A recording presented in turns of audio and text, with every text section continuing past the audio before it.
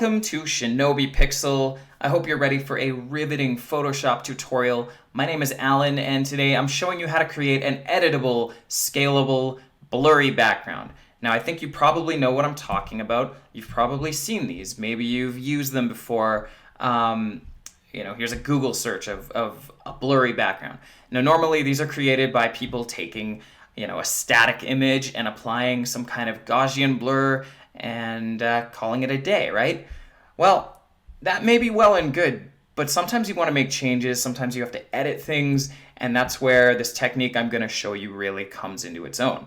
So the first thing we're going to do is start with a blank canvas, which I've created here.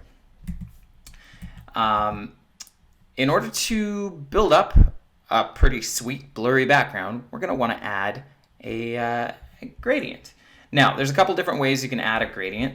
The first way is to create a new layer, go over here to your gradient menu, select the gradient tool, and then up top here, you can select certain colors. Maybe you want purples, maybe I like blues, I don't know. You can even make your own color palette using your color menu over here. So let's go with something like this. And I'll drag one out here. All right, there's my gradient. All well and good, right? But what happens if our project manager says, okay, now the image size has to change and we need it taller? Let me show you what happens. I'm going to change this from 1200 by 675 to 1200 by 1200. And now I've got a problem because my gradient doesn't really stretch the full height of my resolution, right? And I mean, it's no big deal. I can always go in and change this, but it's sort of a pain in the ass to have to do.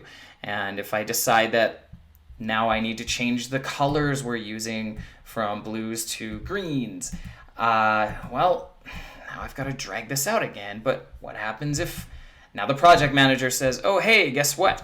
Our height is now going back to 675. Okay, well, now I got to redraw this gradient all over again. It's kind of a pain in the ass.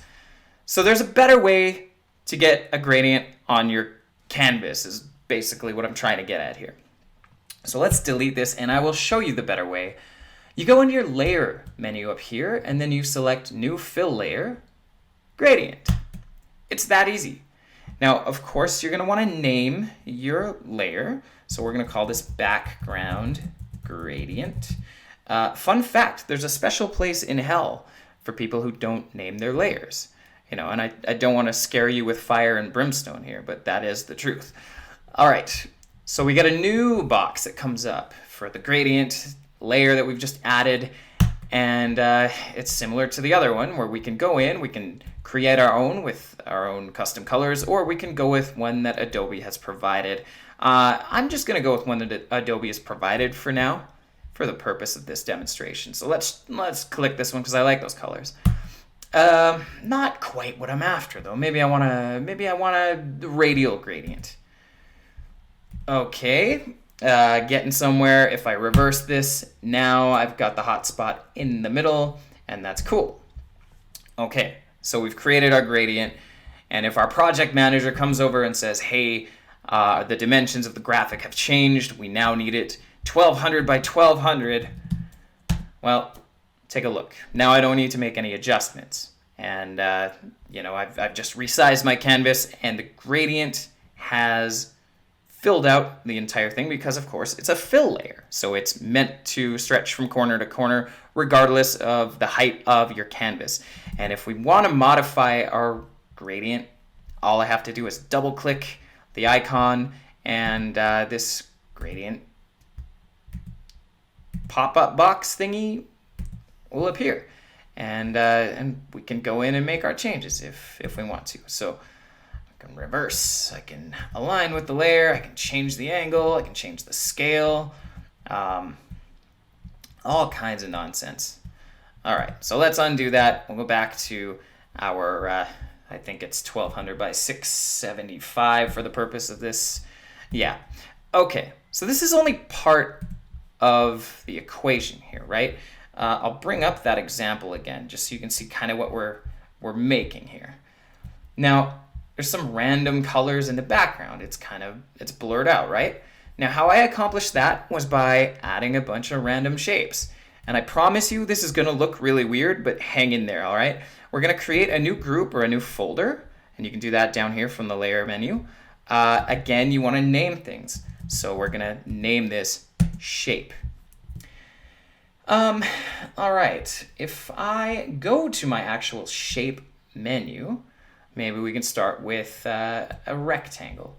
And maybe I want to start with orange. Let's just go with this orange color I had. All right, so my shape layer is selected, and I'm just going to drag a orange square on there. I guess this is technically a rectangle. If you want to make a square, I'll show you how to do that. This is basic Photoshop 101 stuff, right? Select your shape folder again, and before drawing anything onto your canvas, if you hold the shift button and then drag your shape, then you get a perfect square. And that applies to spheres as well, if you wanted a perfect circle. If you hit Control T, you can even rotate this guy or change the scale, which I've just done. And I'll hit enter, live shape, sure, whatever. We can place these. Now, I'm usually a stickler about naming things, right? In this case, because we are changing around the shapes and potentially changing the colors, I don't want to add anything super descriptive. And I'm going to be moving stuff around. So in this one instance, I'm not going to get too hung up on naming the shape layers that I'm drawing within this folder, and you'll see why in just a second. And I know right now this probably looks pretty dumb. Let's go hot pink. Everyone likes hot pink. Fun fact about me, I actually own a pair of hot pink shorts, and I do not feel like I should disclose why, but suffice it to say, I look really good in them, and I don't care what you think. All right, I've just drawn another rectangle here, hot pink. In order to duplicate these shapes, by the way, you can hit Control or Command J. If you're a Mac user, it's Command.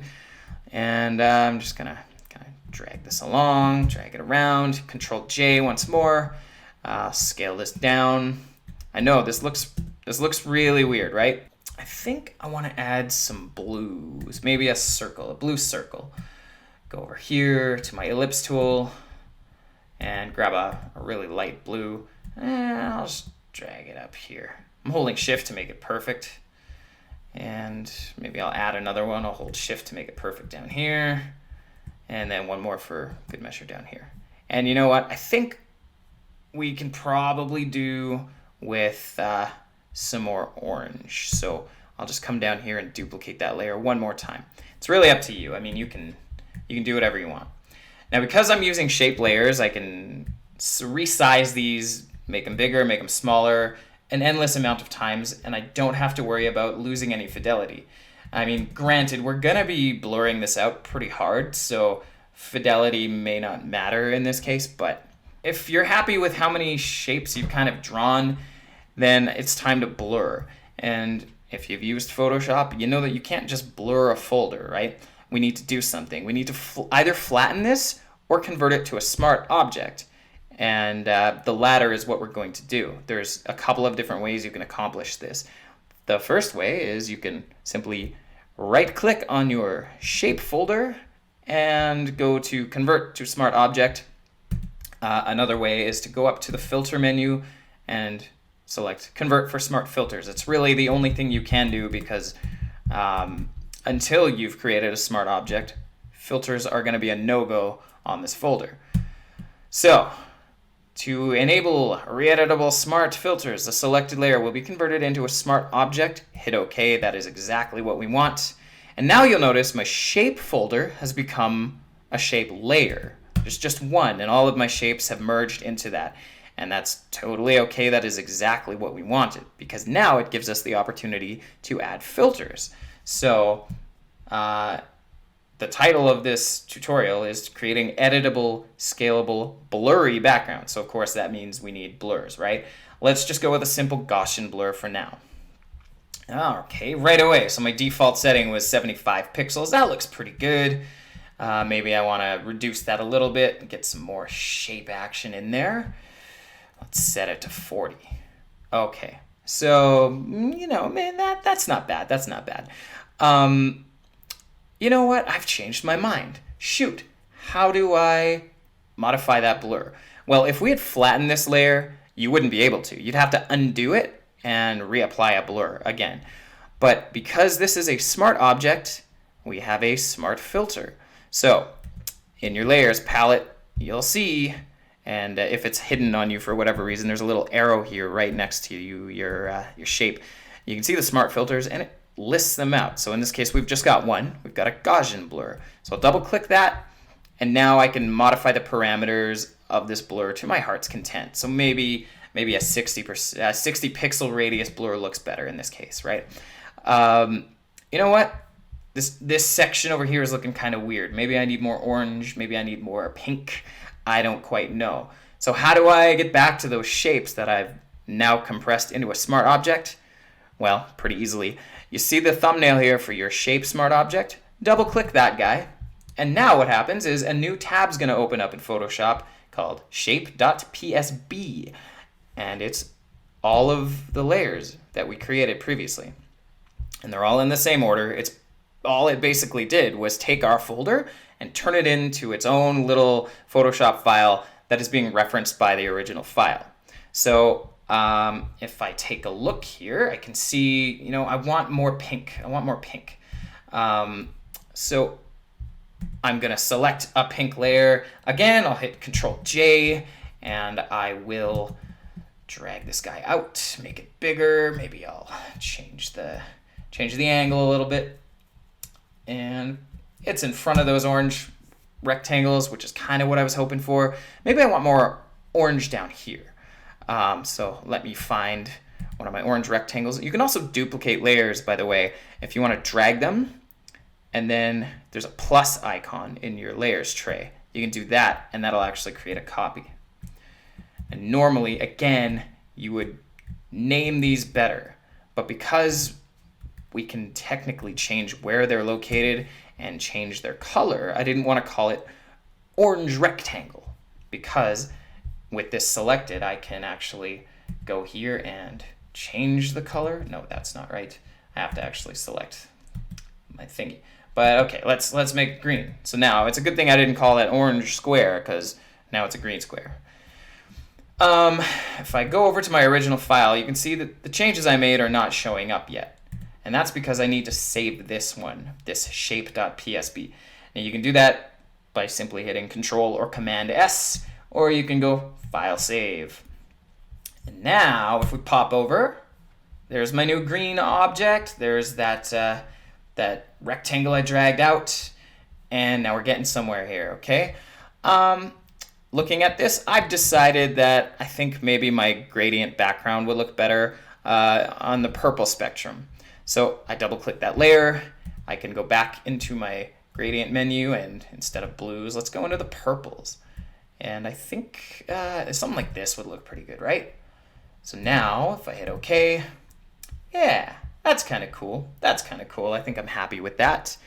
Again, this is an editable, scalable, blurry background. If I need to change the canvas size for whatever reason, let's make it 1200 pixels high. Well, there you go. I can. And there's no hard edges. My gradients kind of span with the layer, with the size of my canvas, corner to corner. It's really awesome. This is just a good habit to be in. You want to use as much non-destructive editing practice as possible. Just a side note before we wrap up here, I know we've applied a Gaussian blur as a filter to the shape smart object we've created, but we can also add other filters as well if we want. So if I want to add some noise, give this thing a little bit of texture, I am free to do that. And again, I can modify the parameters at any time. So if I make it way too noisy, like I've just done, all I need to do is come down here to the Smart Filter section and double click where the noise layer thing is. And I can drag this down to something that maybe is a more appropriate level, like 3.5 is probably good. Yeah, that's giving it a nice texture, maybe even less, I don't know. If you click on the slider icon on the right side, it'll give you an opacity level that you can then play with. So this is a different toggle entirely. So you can change the parameters of the original filter, or you can change the opacity, the strength of that effect. So it does give you a lot of flexibility. And once again, you can find all that stuff hidden here in your shape layer. I don't know why my thing's popping up and down. It's kind of weird. Anyway, that about wraps up this tutorial for today. I hope you found at least some of it enlightening, interesting, educational, whatever. If you did, please leave me a message, a comment, hit like, hit subscribe if you want to see more content like this. I'm hoping to come out with just a ton of great tutorial content that'll really help you kind of get the most out of Photoshop and maybe learn a thing or two and become a Photoshop ninja. So until next time, I have been Alan. Thanks again for watching, and happy Photoshopping. And pretty hot, I'm as happy as I can be. Whoa.